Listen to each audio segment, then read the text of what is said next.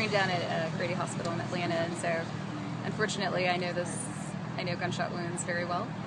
So this is actually one of the most tragic things I've ever seen, though, by far.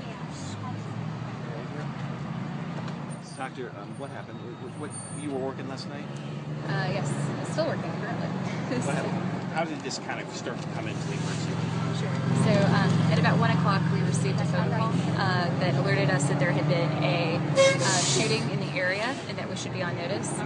We immediately activated our disaster protocol, which actually includes getting folks to come in. So that includes opening up operating rooms, additional staff, getting custodial staff to come in, getting anybody and everybody who we think is going to be integral to this, our support staff, our social workers, and then we had our surgeons downstairs, our resident physicians, interns, nurses. Everyone really came together to make this a team effort, and we started seeing patients right at about 1:15. What kind of injuries were you seeing right away? It's interesting. We actually had patients coming in by police car, by ambulance, by private car, and they were just literally showing up to our ambulance bay. We would assess them at the door, and then we would wheel them into our resuscitation bay if they're critically ill, or triage them to another part of our emergency department.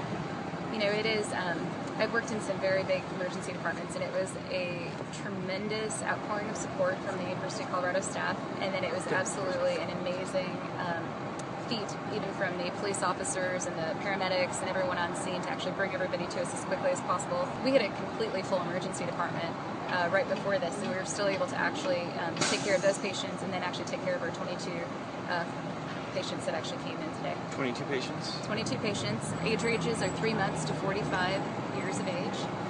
Our 3-month-old has fortunately been discharged home in the care of his or her parents and is actually doing well at this time. But we've only discharged 3 folks. We've got 9 critically ill patients currently. Those nine patients are either in the intensive care unit right now or in the operating room. The injuries really kind of go all over the place, so anywhere from mild to severe. I would say more on the severe spectrum is what we actually were able to see. And that's anywhere from gunshot wounds to the head, to the chest, to the belly, to the legs, pretty much anything and everything you could ever think of. Are these all gunshot wounds, or are they a variety of injuries as well? It's hard to assess at this point. What we can say is that a vast majority of them were gunshot wounds, and they were enough to actually really make these patients very critically ill. Doctor, how long have you been a doctor for? So I've been a doctor since 2003. Yes. You've never had an ambulance? No. This has actually been one of the most horrific nights I've ever had to work on a Thursday night, not something that you would expect. And all I can say is that we have set up a hotline for our patients and their families and friends.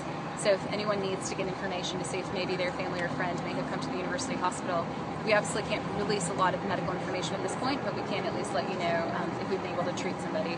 And that phone number is 720-848-2626. Again, that's 720-848-2626. We are doing our best to take care of everybody who's coming in the door. So if there's folks out there who haven't been seen by a physician and need to be, obviously our doors are wide open, and we want to make sure that we can care for our community. Is your emergency room still open for other patients now? Is it so full? Are you on divert? What's going on? We are always open. 24/7, 365 days a year, we're always open.